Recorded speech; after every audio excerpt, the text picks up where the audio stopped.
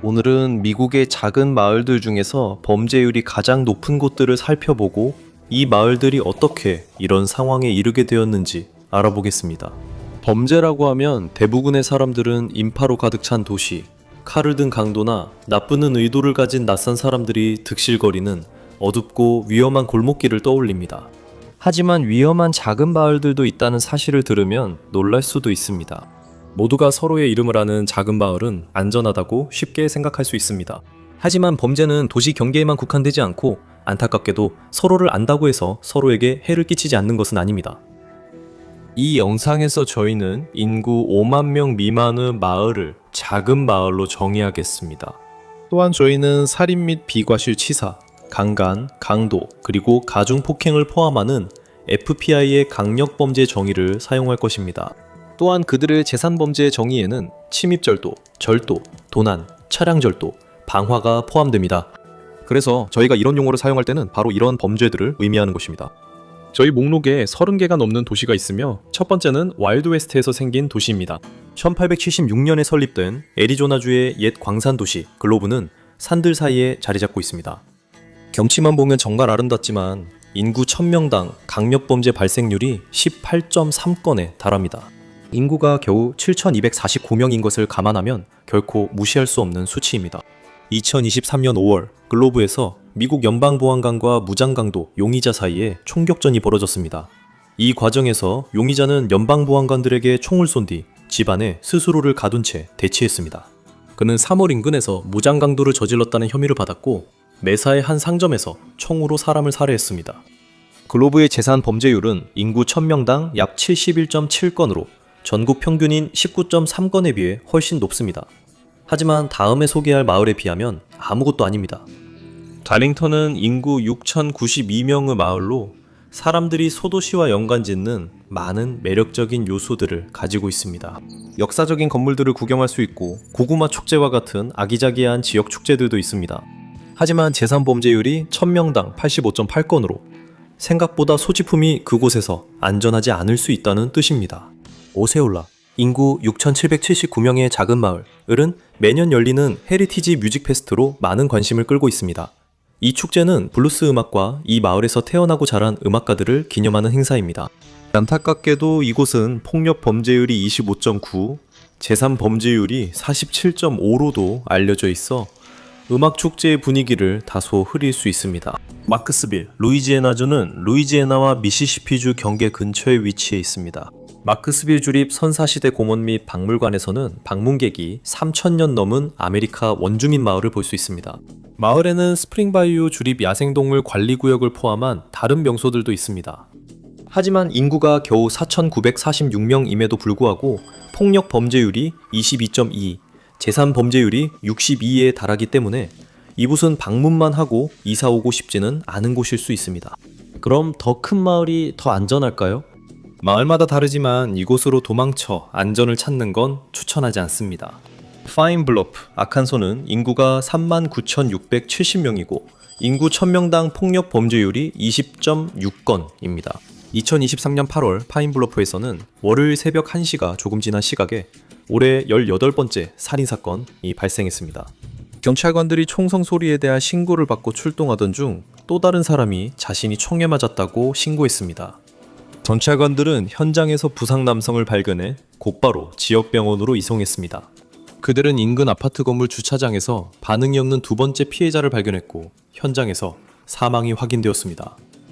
인구 21,495명의 갤럽은 인구 1000명당 17.35건의 강력범죄율과 44.29건의 재산범죄율을 기록하고 있습니다.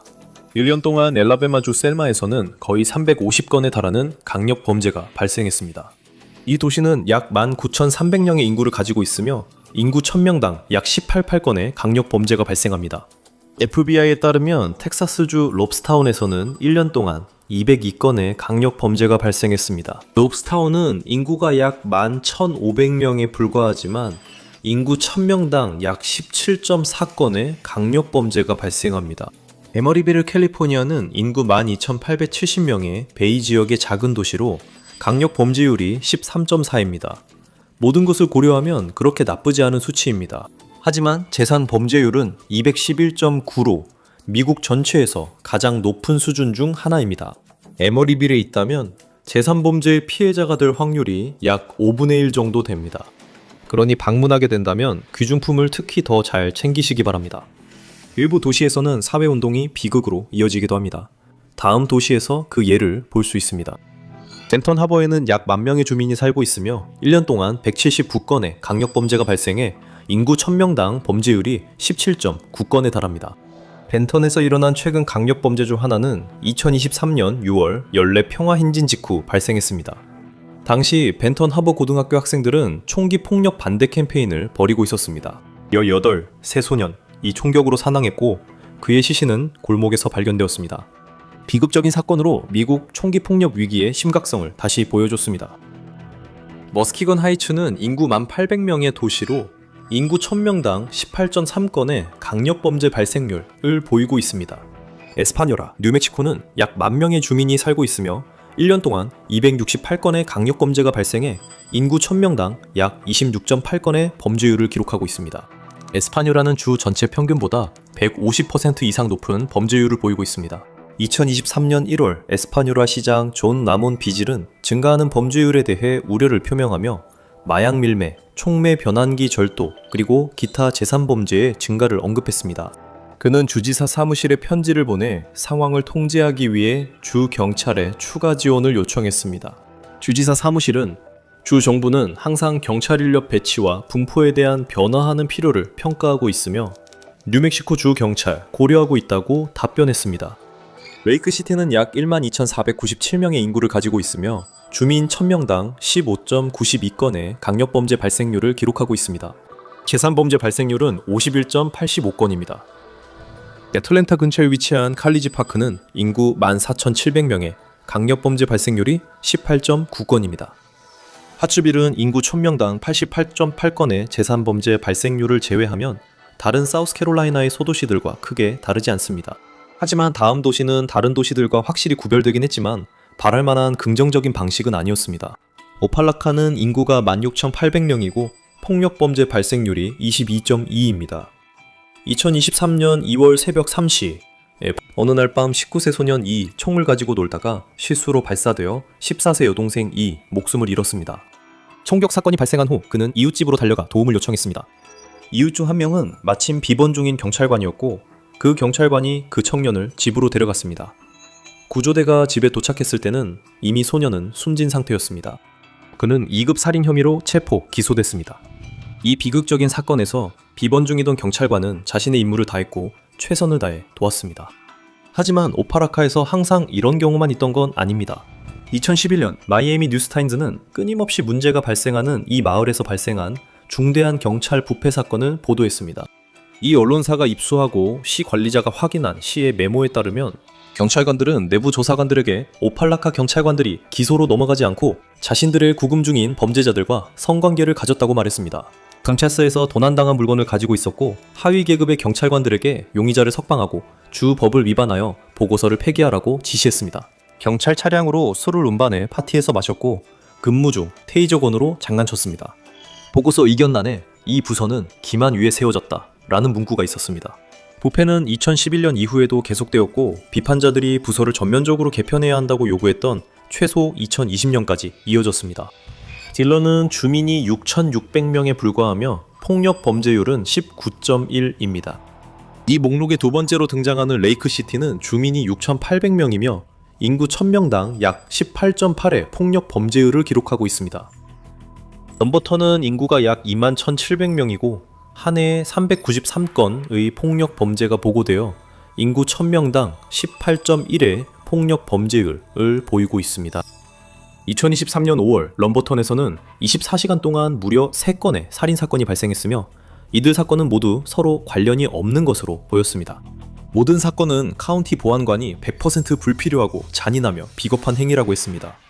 첫 번째 살인은 오후 8시 30분 직전에 일어났습니다. 금요일 밤 부보안관들이 총격 현장에 출동해 한 남성이 숨진 채 발견됐습니다.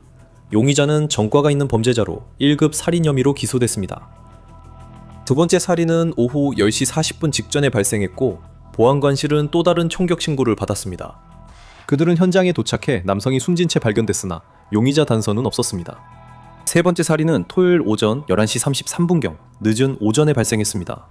이번에는 이미 숨진 채 발견된 남성에 대한 신고였습니다. 경찰은 도착 후 사망 원인이 폭행임을 확인했습니다. 49세 남성 이이 범죄로 체포되어 1급 살인과 증거인멸 혐의로 기소되었습니다. 보안관은 힘든 24시간을 보낸 후 자신의 감정을 이야기하기 위해 페이스북에 글을 올렸습니다. 문제는 이 카운티의 일부 사람들에게 있습니다. 마약 사용과 남용, 알코올 남용, 정신건강 문제, 단순히 못되고 사악한 성격 등 여러 근본적인 요인이 있습니다. 그는 우리 형사들과 사무실 직원들 모두 기도가 필요합니다 라고 말했습니다. 저희 살인사건 수사팀과 범죄 현장 조사관들은 지쳐 있습니다. 그들은 평일과 주말 내내 거의 48시간 쉬지 않고 일하고 있습니다. 그들도 가족이 있지만 함께하지 못합니다. 폭력 범죄가 급증하는 것은 충격적이지만 다음에 소개할 이 도시의 주민들은 엘라바마에서 가장 위험한 도시로 알려진 이곳에 이런 일에 이미 익숙합니다. 애니스턴은 버밍햄에서 동쪽으로 약 60마일 떨어진 곳 에팔레치아 산맥 기슭에 위치해 있습니다. 1872년에 설립된 이 도시는 금속 제품과 섬유 생산으로 유명합니다. 또한 불행하게도 인구 1000명당 33.3건의 높은 강력 범죄율로도 알려져 있습니다. 2019년 247 월스트리트는 애니스턴을 엘라베마에서 가장 위험한 도시로 선정했습니다. 이것은 도시의 빈곤과 연관되어 있는데 주민의 20%가 빈곤선 이하에서 생활하고 있기 때문입니다. 종종 사람들이 붐비는 휴양지가 다른 곳보다 더 안전하다고 생각하곤 합니다. 하지만 다음에 소개할 도시는 그렇지 않습니다. 오션시티, 메릴랜드는 인기 있는 관광지로 매년 여름 메릴랜드와 인근주에서 많은 방문객들이 산책로, 놀이공원, 해변을 즐기기 위해 찾아옵니다. 이 목록의 다른 도시들과 비교해 폭력 범죄율이 13.2로 매우 낮습니다. 안타깝게도 재산 범죄율은 그렇지 않습니다. 놀랍게도 104.3입니다. 2021년 11월 오션시티 시내에서 노인이 차량을 강탈당하는 사건이 있었습니다. 73세 남성은 세 남성에게 강도를 당했고 한 명은 권총을 소지했습니다. 이들은 무기로 그의 뒤통수를 때리고 차량을 훔쳐 달아났습니다. 15세 소년이 운전을 하고 있었고 17세, 14세, 12세 소년도 이 사건에 연루되어 있었습니다.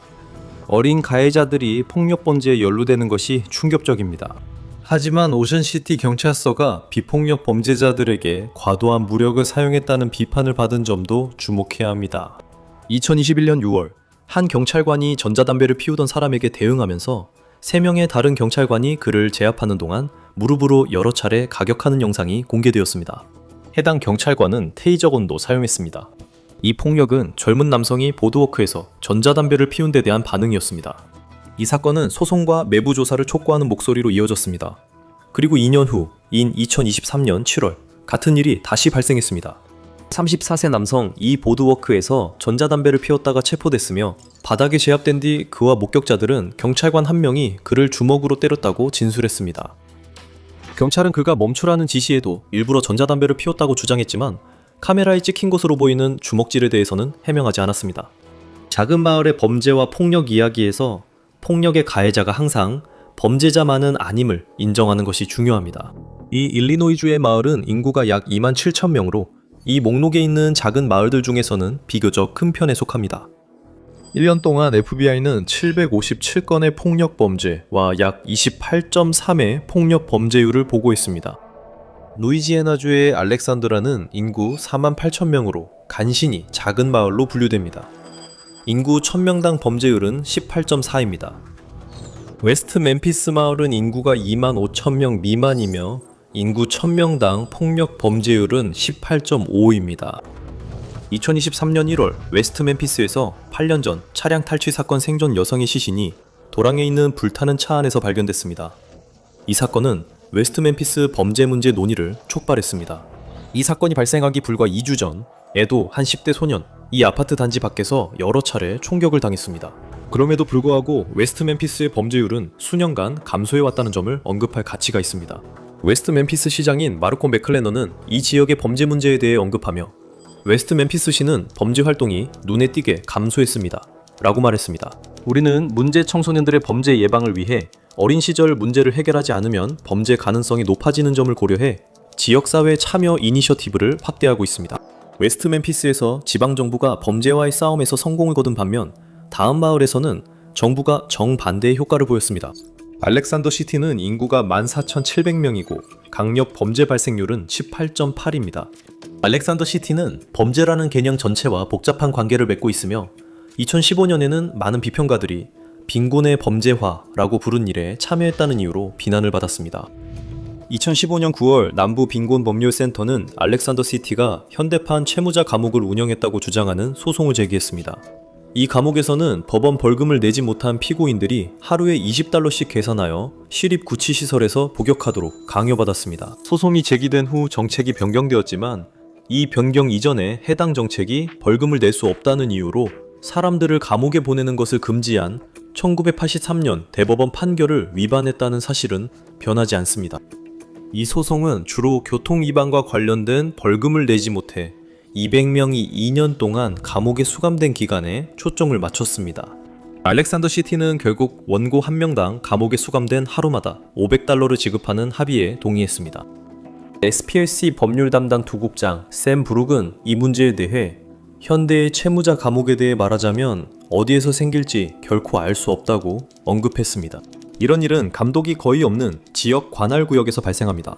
그것이 현대의 채무자 감옥이 번성할 수 있는 유일한 방법입니다.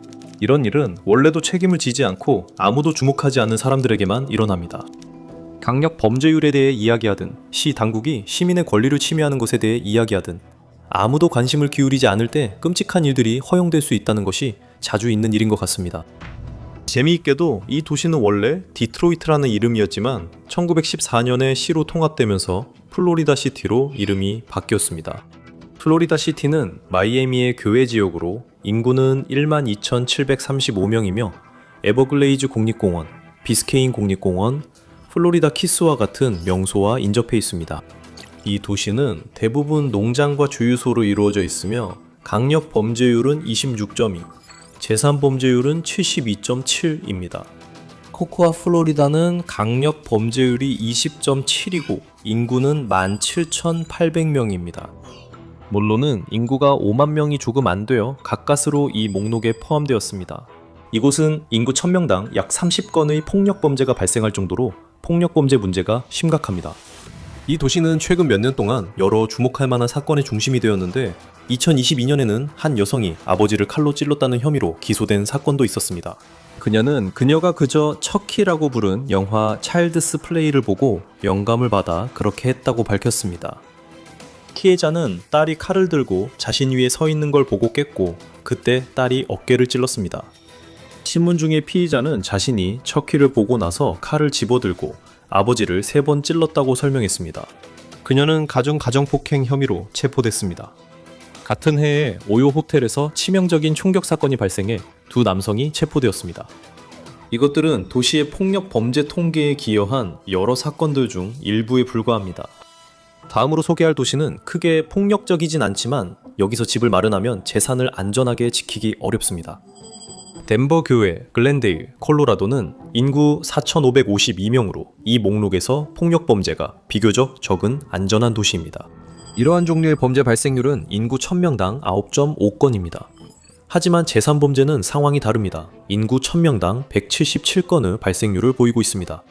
이곳은 특별히 폭력적인 곳은 아니지만 이 도시에 방문하거나 이사하는 분들은 집은 물론이고 특히 자동차에 최고급 보안 시스템을 설치하는 것이 좋습니다. 덴버 지역은 미국에서 자동차 도난율이 가장 높은 곳 중 하나이기 때문입니다. 오크우드는 인구가 겨우 4,200명에 불과하지만 1년 동안 125건의 폭력범죄가 발생했고 폭력 범죄율은 29.6입니다. 코츠뷰는 북극권에서 약 30마일 떨어진 외딴 알래스카 마을로 종종 북극의 관문이라고 불립니다. 이 지역에는 3,300명이 거주하며 인구 1000명당 범죄율은 33.7입니다. 알래스카는 범죄율이 높기로 유명합니다. 알래스카 주민 절반이 자신이 사는 마을이 안전하지 않다고 느낀다고 보고했습니다. 이러한 현상의 정확한 이유는 추측에 불과하지만 주가 농촌 지역이 많고 법 집행기관이나 기타 지원을 받기 어려운 점이 원인 중 하나로 제시되고 있습니다. 코츠뷰는 이미 다른 주보다 더 위험한 것으로 알려진 알래스카에서 가장 위험한 곳으로 여겨집니다. 코츠뷰 주민이 재산범죄의 피해자가 될 확률은 23분의 1이고 폭력범죄의 피해자가 될 확률은 30분의 1입니다. 한편 알래스카에서 가장 큰 도시인 앵커리지에서 폭력범죄의 피해자가 될 확률은 76분의 1입니다. 2023년 6월 코츠뷰 경찰은 거리에서 누군가 피를 흘리고 있다는 신고를 받았습니다. 응급구조대원들은 33세 남성 이 여러 군데 칼에 찔려 피를 흘리는 것을 발견했고 병원으로 옮겼으나 부상으로 숨졌습니다. 피해자는 여자친구가 다른 남자와 바람을 피웠다고 추궁했고 두 남자 사이에 싸움이 벌어져 결국 칼부림으로 끝났던 것으로 보입니다. 피해자의 여자친구와 다른 남성은 1급 살인 및 2급 살인 혐의로 체포됐습니다. 2021년 11월 코츠뷰 출신 남성이 2명을 사이버 스토킹한 혐의로 연방교도소에 수감되는 7년형을 선고받았습니다. 그 남성은 알래스카 법무장관실의 변호사와 당시 코츠뷰 원주민 마을의 회장을 표적으로 삼았습니다. 그 남성은 피해자들에게 보복하고 위협하기 위해 수십 통의 전화를 걸고 음성 메시지와 이메일을 보내며 그들을 압박하기 시작했습니다. 2016년 3명의 성인 형제가 술값을 마련하려고 다른 남성을 총으로 위협해 강도질을 벌인 불행한 사건이 있었습니다. 대치 중 총을 든 남성이 강도 피해자를 치명적으로 다치게 해 살해했습니다. 세 남성은 증거를 숨기기 위해 피해자의 스노우모빌을 훔쳐 달아났습니다. 현재들은 결국 체포되어 15년이 넘는 징역형을 선고받았습니다. 하지만 범죄가 미제로 남을 때도 있습니다. 다음은 폭력적인 마을에서 그런 사례를 보여줍니다. 베세먼은 버밍엄 후버 대도시권의 경제 중심지입니다. 인구가 거의 26,600명에 달하는 이곳은 인구 명당 33.8건의 강력 범죄 발생률을 기록하고 있습니다. 여러 출처에 따르면 베세머에서 강력 범죄의 피해자가 될 확률은 9분의 1에서 30분의 1까지 다양하게 나타납니다. 2021년 12월 베세머는 유명한 틱톡 페이지를 운영하던 도시탐험가 마이클 리처드가 마을에 있는 불타버려진 모텔인 나이치인 밖에서 총에 맞아 사망하면서 전국적인 주목을 받게 되었습니다. 그는 2021년 12월 30일 자신이 몰던 네온옐로우 현대 소나타 안에서 모텔 폐허 밖에서 숨진 채 발견되었습니다. 지갑은 사라졌지만 휴대전화는 여전히 차 안에 있었습니다. 크라임 스토퍼스와 리처드 가족은 마이클의 살인범 정보를 제공하는 사람에게 1만 달러의 보상금을 제공합니다. 마이클의 아버지 맥스는 이 사건을 둘러싼 답이 없는 상황에 대해 이야기했습니다. 정말 힘들었지만 놀랍지는 않습니다. 전기도 없고 카메라도 없는 곳에서 일어났으니까요. 인적이 드문 길이었습니다. 그의 형제는 마이클이 그 모텔에 여러 번 갔었고 베세머 경찰이 그곳에 가지 말라고 경고한 적이 있다고 말했습니다. 베세머는 최근 차량 총격 사건과 다른 폭력 범죄가 발생한 곳이기도 합니다. 사우크 빌리지는 인구 9,698명의 도시로 언뜻 보기에는 평범한 교외 도시입니다. 하지만 이 도시는 인구 1000명당 폭력 범죄가 55건 발생합니다. 참고로 이는 뉴욕시의 인구 1000명당 폭력 범죄율보다 10배나 높은 수치입니다. 세이프와이즈에서 실시한 데이터 분석에 따르면 소크 빌리지는 미국 전체에서 가장 폭력적인 소도시입니다. 한 지역의 범죄율에 영향을 미칠 수 있는 다양한 요인이 있지만 범죄율 증가의 가장 일반적인 원인은 높은 빈곤율입니다. 빈곤은 사람들을 절박하게 만들고 필요한 자원이나 주거, 건강관리가 부족할 때 하지 않을 행동을 하게 만들 수 있습니다. 오피오이드 유행도 원인 중 하나이며 미국 소도시의 메스암페타민 문제도 마찬가지입니다. 약물 남용은 빈곤과 절박함을 악화시키고 사람들의 판단력을 흐릴 수 있습니다. 하지만 분명히 이런 특정 마을들은 예외일 것이고 도시는 여전히 소도시보다 훨씬 덜 안전하겠죠. 그렇죠. 이 세상의 대부분의 일들도 조금만 파고들면 훨씬 더 복잡하다는 걸 알 수 있습니다. 도시에서 평균적으로 살인 위험이 소도시보다 높을 수는 있지만 여러 면에서 도시는 더 안전합니다. 응급의학 연보에 발표된 연구에 따르면 폭력범죄나 사고로 인한 부상으로 사망할 위험은 도시보다 시골에서 20% 이상 더 높다고 합니다. 이 수치는 연령에 따라서도 달라집니다. 시골 지역에서는 어린이와 45세 이상의 사람들, 이 총기에 의해 사망할 위험이 더 높고 반면 도심에서는 20세에서 44세 사이의 사람들, 이 가장 큰 위험에 처해 있습니다. 시골 지역에서는 자동차 사고 위험도 더 큽니다. 자동차 사고는 시골 지역에서 인구 10만 명당 27.61명의 사망자를 발생시키고 도심에서는 인구 10만 명당 10.58명의 사망자를 발생시킵니다. 또한 뉴욕시 거주자들은 전국 평균 수명보다 평균 2.2년 더 오래 산다는 점도 논의에서 빠뜨려서는 안 됩니다. 도시에 거주하면 병원과 같은 응급 서비스에 더 가까이 접근할 수 있습니다. 하지만 모든 소도시가 안전하지 않은 것처럼 모든 도시가 안전한 것도 아닙니다. 디트로이트에서는 긴급 상황에서 경찰이 912 신고 전화를 받는데 평균 58분이 걸릴 수 있습니다. 젊은 남성들은 대도시에서 살인으로 인한 사망 위험이 더 높습니다. 사실 도시와 소도시 모두 각자의 잠재적인 위험이 있으며 어느 곳에 살든 본질적으로 안전하다는 보장은 없습니다. 세상은 예측할 수 없으며 소도시든 도시든 모두 같습니다. 가장 좋은 방법은 주변을 잘 살피고 항상 조심하며 서로를 챙기는 것입니다. 우리 공동체를 안전하게 지키는 것은 우리가 어디에 있든 우리 자신과 주변 모든 사람을 더 안전하게 만듭니다.